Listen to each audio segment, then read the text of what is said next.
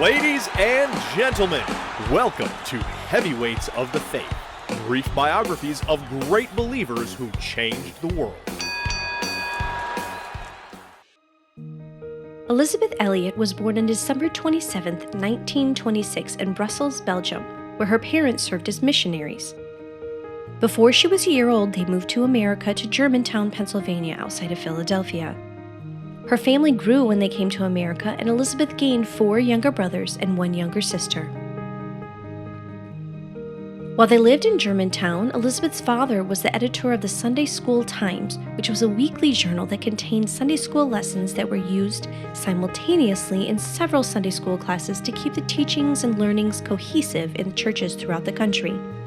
A true pioneer in the world of Christianity, Elisabeth went to Wheaton College and studied Greek because she desired to translate the Bible for the remote regions of the world.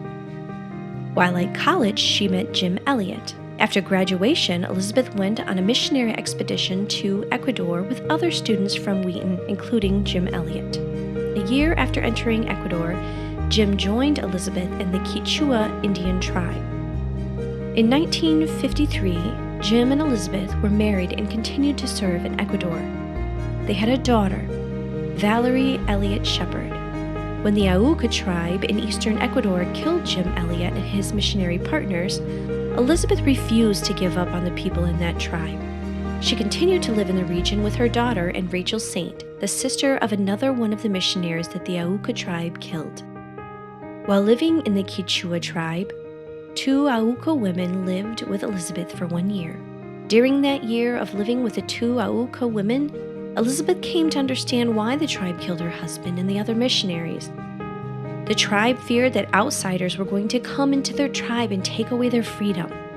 With that understanding, Elisabeth and Rachel Saint were able to go to the Auca tribe and build relationships with them. They led the people of that tribe to Jesus. The tribe saw and understood the forgiveness and grace that Elisabeth and Rachel extended to them.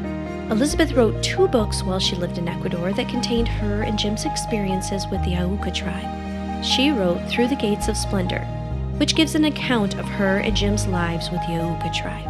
After spending 2 years with the Auca, Elisabeth came to America with her daughter in 1963. Elisabeth and her daughter Valerie lived in New Hampshire when they arrived to America. Elisabeth met Addison Leach, a theologian professor at Gordon Conwell University, and was thrilled to marry him in 1969. During their marriage, Addison and Elisabeth toured the United States with speaking arrangements.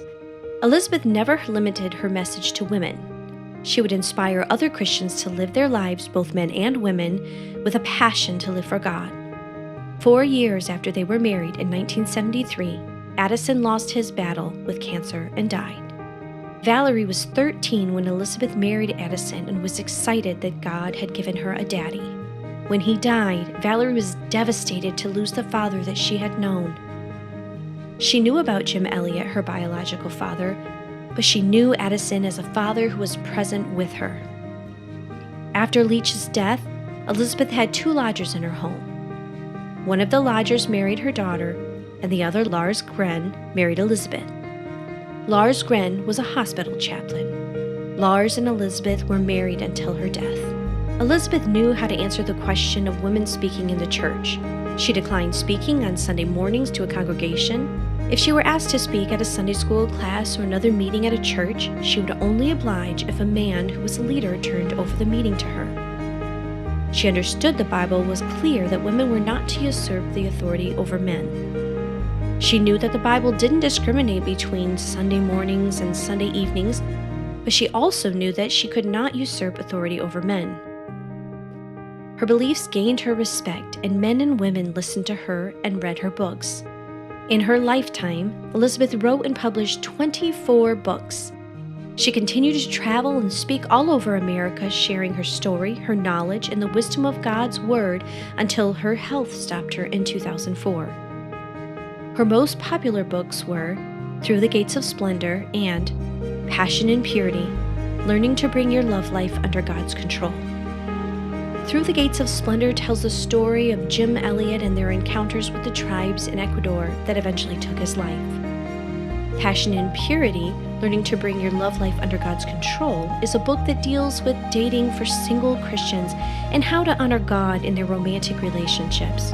It was published in 1984. In a world where everyone is doing whatever they please, it gives her own examples of love, heartache with the deaths of her husband, and romance with all of them while maintaining a pure relationship with them and before God. Elizabeth used her theological knowledge in her books and her speeches. At the age of 89, on June 19, 2015, Elisabeth Elliot died. As her soul resides in heaven, her legacy lives on earth through her writings and stories.